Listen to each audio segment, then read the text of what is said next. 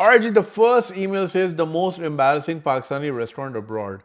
You won't believe this. Dear Junaid bhai, I recently traveled to South Korea, a place where I honestly didn't expect to run into a lot of Pakistanis, but to my surprise, I stumbled upon a Pakistani restaurant. By the way, ये लोगों की गलत फहमी है कि south Korea में या Japan में पाकिस्तानी शायद आपको ठीक है उतने ना नजर आए जितने सऊदी दुबई में नजर आ जाते हैं, लेकिन एक बहुत बड़ी कम्युनिटी वहाँ भी एग्जिस्ट करती है, खास तौर पे मिक्स कम्युनिटी बहुत एग्जिस्ट करती है. I know a few Japanese couples like Pakistani husbands and Japanese wives.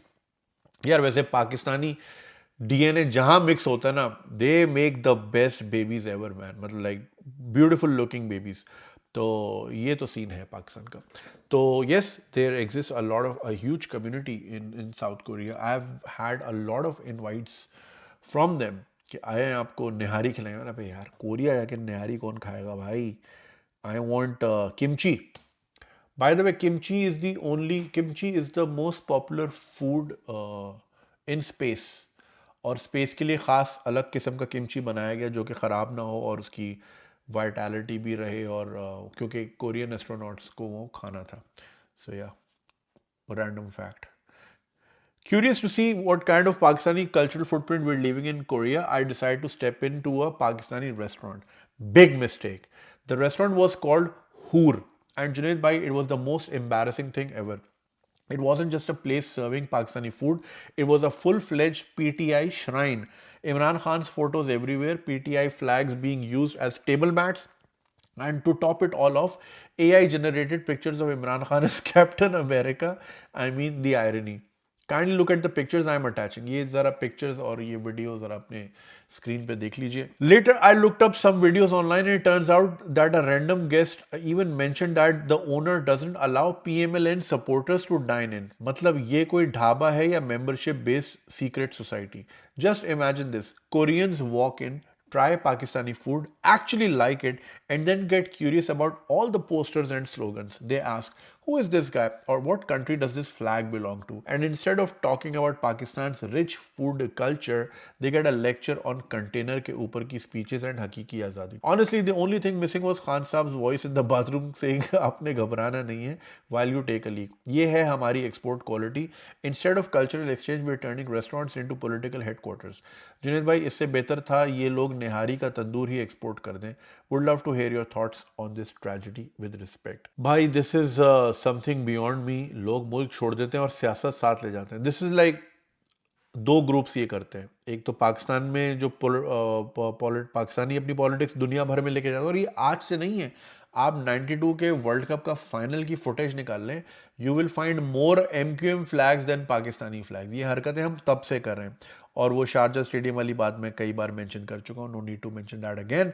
और ये खालिस्तानी जो सिख ब्रादरी है हमारी, lots of respect to them, to the Sikh brothers, but going overseas और फिर वहाँ जाके अपने ड्रीम्स डिस्प्ले करना और फिर लड़ाई झगड़ा करना, और फिर कनाडा में हम देख रहे हैं जिस तरह की फुटेजेस आती हैं, और फिर वो राइजिंग वायलेंस, इसकी वजह से साउथ एशियंस का इमेज ख़राब होता है.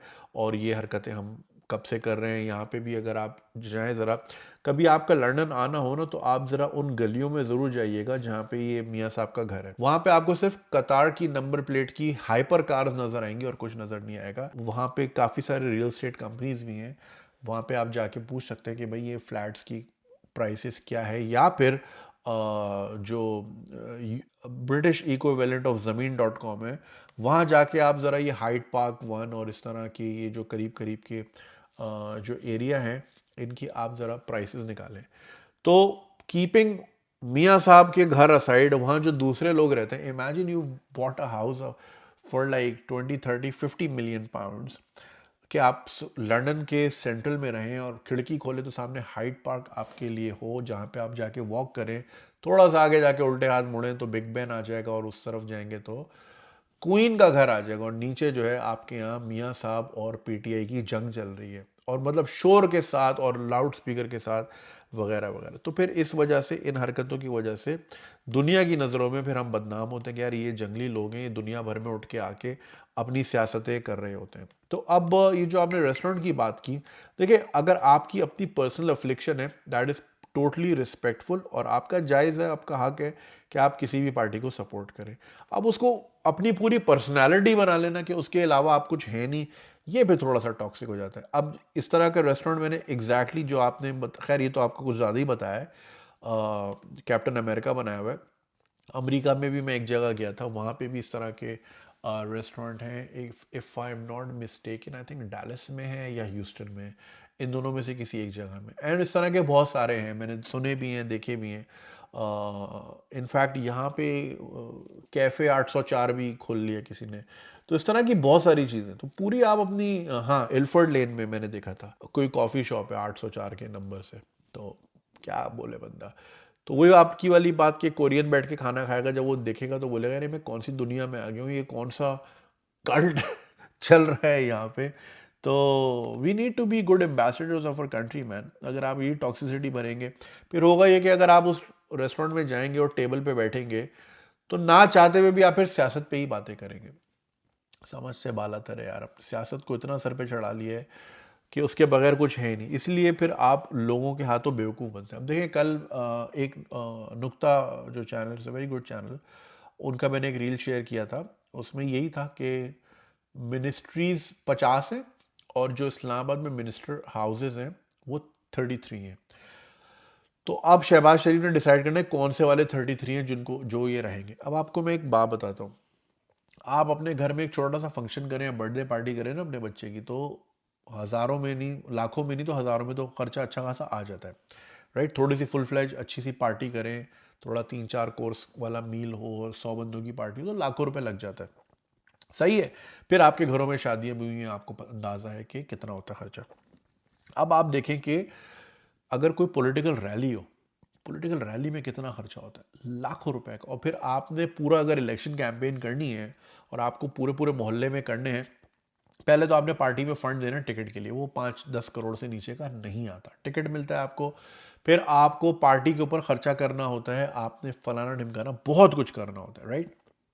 और तनख्वाह होती है एमपीए की, एमएनए की 3 लाख से 5 लाख के दरमियान, इससे ज्यादा नहीं होती। तो कोई बेवकूफ़ी होगा कि 20-30-40 करोड़ लगा के 3 लाख रुपए की नौकरी करे, तो ऑब्वियसली उसने करप्शन तो करनी है, राइट। अब ये कि ये जितने लोग हैं जो 30-40 करोड़ रुपए एक एडवेंचर पे खर्च करते हैं जिसके कोई गारंटी नहीं होती, हाँ अनलेस आपने हाथ मिला ली और जीएचक्यू से, वो एक अलग बात है, वरना गारंटी नहीं होती कि यार ये मैं 40 करोड़ लगा रहा हूं, मैं जीतूंगा भी कि नहीं जीतूंगा। तो आपके पास कम से कम 3-4-5 अरब रुपए होगा तो ही आप 40 करोड़ या 50 करोड़ का गैम्बल खेलोगे ना, राइट। ऐसे ही है ना। तो आपके पास यानी इतना पैसा है, जब आपके पास इतना पैसा है तो आप इस्लामाबाद में एक अच्छा सा फ्लैट ले सकते हैं, आप किराए का घर भी ले सकते हैं जहाँ पे आप 2 नौकर रख लें, तो इतना मसला नहीं है, राइट। गाड़ी आपके पास है, ड्राइवर भी होगा आपके, तो अगर आप चलो मैरियट के आसपास या ये जो असेंबलीज के आसपास आप नहीं रहना, क्योंकि वो तो ज़ाहिर है वहाँ पे करोड़ों रुपए रेंट है बंगलों का, और कुछ ऐसे बंगले हैं जो कि 1 अरब से ऊपर के हैं। इस्लामाबाद इट्स सुपर एक्सपेंसिव, तो आप थोड़ा दूर रह लें, राइट, लेकिन अपने पैसों से। और ये अरबोपति लोग हैं, लेकिन ये लड़ रहे हैं कि गवर्नमेंट फंडेड बंगला हमें मिल जाए जहाँ पे गवर्नमेंट के नौकर भी हो, चाकर भी हो, हमें एक रुपया खर्च ना करना पड़े। ये इस किस्म के खसीस लोग होते हैं, ये अरबोपति होते हैं, मगर ये छोटी से डंडी जहाँ मार सके ये मारते हैं। तो ये इतने, और ये आपके और मेरे हकूक के लिए लड़ाई करेंगे, ये तो अपने बंगले के लिए लड़ रहे हैं फिलहाल, कि शहबाज शरीफ साहब ने जो 33 बंगले डिस्ट्रीब्यूट करने हैं 50 लोगों में, वो किसी तरह मेरे पास आ जाए। ये अरबोपति लोगों का हाल है। तो इनके इनके पीछे पागल होना, अपनी आइडेंटिटी पूरी इनके पीछे बना लेना, इनके पीछे अपना पूरा रेस्टोरेंट का थीम हटा हटा के इन पे बना देना, या फिर इनकी शर्टें पहनना, इनकी टोपियां पहनना, चप्पलें पहनना, इनके पीछे पागल होना, इनके पीछे मरना, तो फिर आप बेवकूफ़ है और फिर राइटफुली सो सही बेवकूफ़ बनाते हैं। मैं सबकी बात कर रहा हूँ, सारे ही ऐसे हैं, सारे एक जैसे हैं भाई, कोई कोई कोई दूध में धुला हुआ नहीं है, सारे एक जैसे हैं।